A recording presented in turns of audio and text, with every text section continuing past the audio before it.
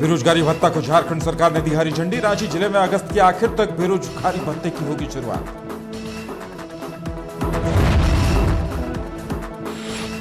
और निक्की प्रधान और सलीमा टेटे के झारखंड विधानसभा सभागार में किया गया सम्मान। विधानसभा अध्यक्ष रविंद्रनाथ महतो के हाथों हुई सम्मानित। झारखंड में जेएमएम की अगुवाई वाली महागठबंधन सरकार में जातिगत जनगणना मसले पर फूट, लेकिन राजद झारखंड मुक्ति मोर्चा के सुर में मिला रही है नजर। चारा घोटाला मामले में आरजेडी सुप्रीमो लालू प्रसाद यादव की बढ़ सकती हैं मुश्किलें। डोरंडा कोषागार से अवैध निकासी मामले में रोजाना सुनवाई का हुआ आदेश।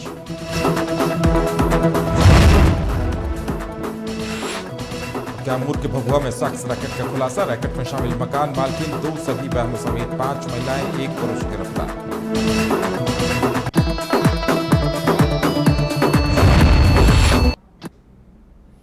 नमस्कार, मैं Uday Shankar. News bye scope में आप सबों का स्वागत है।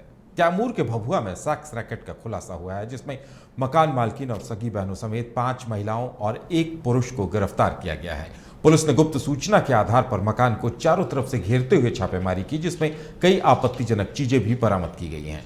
आपको बता दें कि यहां सेक्स रैकेट चलने की शिकायत लंबे वक्त से स्थानीय लोग कर रहे थे। रैकेट के खुलासे के बाद स्थानीय लोगों ने भी पुलिस या कार्रवाई की सराहना की है।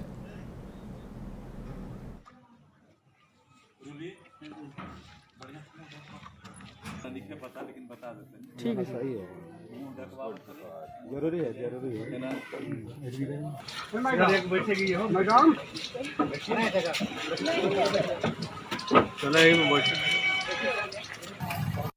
सेक्स मामला था, पता लगा, पुलिस को आई और अरेस्ट हुए लोग, छापामारी हुआ। कितना लड़का लड़की पकड़ा है? उसमें एक लड़का और 2 मकान मालिक और 2-3 लेडीज, मतलब 5 गो लेडीज हैं और 1 जेंट्स हैं। तो ये कितना दिन से चल रहा था? ये कम से कम तो 10 साल 5 साल से चल रहा है, बाकी धीरे धीरे कम से बढ़ते जा रहा है सब। अच्छा, तो 2 घरों में चल रहा था? हाँ, 2 घर में, दोनों बहन का घर है। दोनों सगी बहन है? सगे बहन है, उसी में चलता था? उसी में चलता था। नैतिक कारोबार की सूचना मिली थी, वरीय पदाधिकारी के आदेशानुसार छापामारी करने के लिए आए थे। क्या सूचना मिली थी सर और कितने लोगों की गिरफ्तारी की गई? कुछ लोगों को ले जा रहे हैं पूछताछ के लिए, मामला सामने आएगा। कुछ बरामद भी हुआ है सर?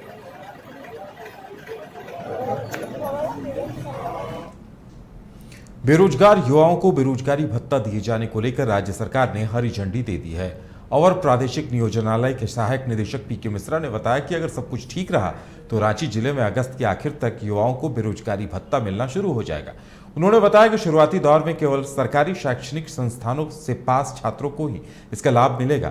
बता दें कि 7500 और 5000 रुपये वार्षिक बेरोजगारी भत्ता देने का प्रावधान है। योजना का नाम मुख्यमंत्री प्रोत्साहन राशि रखा गया है। आपको बता दें कि सरकार गठन के वक्त ही मौजूदा सरकार ने रोजगार नहीं मिलने पर बेरोजगारी भत्ता देने का वादा किया था, लेकिन कोरोना काल की वजह से बेरोजगारी भत्ता अभी तक शुरू नहीं हो पाया था। लेकिन अब विभाग ने संकेत दिए हैं कि अगस्त के बाद बेरोजगारी भत्ता मिलने की शुरुआत हो जाएगी। तो सरकार का वो उद्देश्य है कि जो सक्षम नहीं है, जो हमारे सरकारी संस्थानों से पढ़े हैं उनका, और जो कौशल विकास प्रशिक्षण प्राप्त कर रहे हैं उन बच्चों को हम प्रोत्साहन राशि दें। पहला उद्देश्य है। जब ये उसके बाद सरकार का अगर अगला आदेश होगा कि नहीं आप प्राइवेट ITIs को भी ले लीजिए, इसको भी ले, बीटेक को भी ले लीजिए, तो उसके लिए भी आगे सरकार पर डिपेंड करती है। ITI है, कौशल विकास है और आपका पॉलिटेक्निक है। ये तीन ही बिंदुओं पर हम लोग अभी काम कर रहे हैं। टोक्यो ओलंपिक में बेहतरीन प्रदर्शन करने वाली हॉकी खिलाड़ी सलीमा टेटे और निक्की प्रधान को झारखंड विधानसभा अध्यक्ष ने सम्मानित किया। विधानसभा सभागार में सम्मान समारोह का आयोजन किया गया। इस मौके पर झारखंड विधानसभा के अध्यक्ष रविंद्रनाथ महतो ने दोनों खिलाड़ियों की तारीफ करते हुए कहा कि बेटियों ने कमाल का खेल दिखाया और झारखंड के साथ साथ पूरे देश का नाम रोशन किया। विधानसभा अध्यक्ष ने कहा कि इस बार हमारी बेटियां स्वर्ण पदक से चूक गई हैं, लेकिन उम्मीद की जानी चाहिए कि अगले ओलंपिक में वो इस सपने को जरूर साकार करेंगी।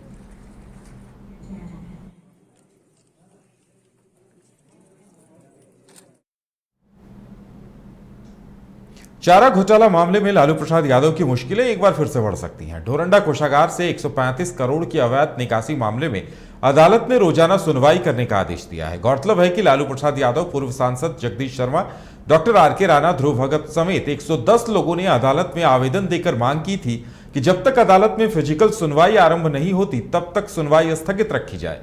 लेकिन सीबीआई की विशेष अदालत ने इस मांग को खारिज करते हुए रोजाना सुनवाई का आदेश दिया है, जिससे लालू समेत तमाम आरोपियों को एक बार फिर से गिरफ्तारी का डर सताने लगा है।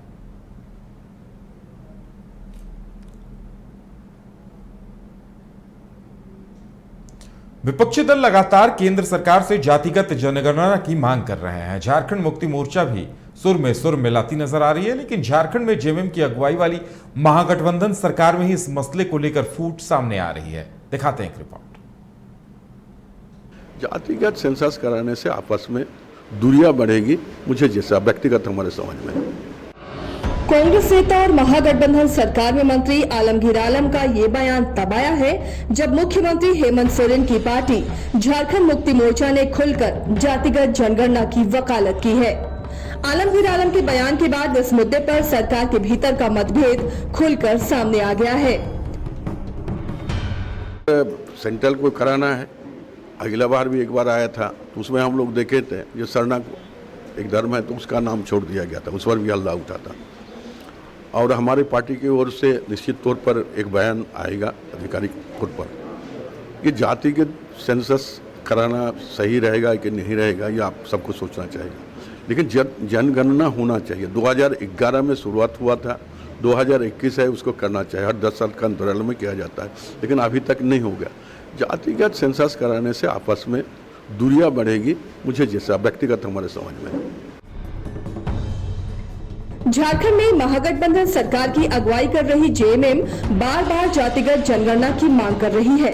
इतना ही नहीं, पार्टी प्रवक्ता सुप्रियो भट्टाचार्य ने एक कदम और आगे बढ़ाते हुए धर्म आधारित जनगणना की भी मांग कर डाली। उन्होंने कहा कि जनगणना में सरना धर्म कोड के लिए अलग व्यवस्था होनी चाहिए। हम अपनी पार्टी की ओर से इस बात को बहुत मजबूती के साथ रखना चाहते हैं कि इस देश की जनसंख्या की गणना जाति आधारित भी हो और धर्म आधारित भी हो, जिसमें यहां के जो आदि धर्म हैं झारखंड के, उस आदि धर्म सरना का भी कॉलम उसमें रहे। झारखंड में हेमंत सोरेन सरकार के गठन के बाद ये पहला मौका है जब जातिगत जनगणना को लेकर झामुमो और कांग्रेस के बीच मतभेद उभर कर सामने आए हैं। हालांकि महागठबंधन में शामिल राजद झामुमो के साथ खड़ी है। कैमरा पर्सन हृदय के साथ रांची से न्यूज बाइस्कोप के लिए शहनवाज की रिपोर्ट। जातिगत से इसके साथ ही न्यूज बाइस्कोप में फिलहाल मेरे साथ इतना ही। मुझे दीजिए इजाजत। नमस्कार।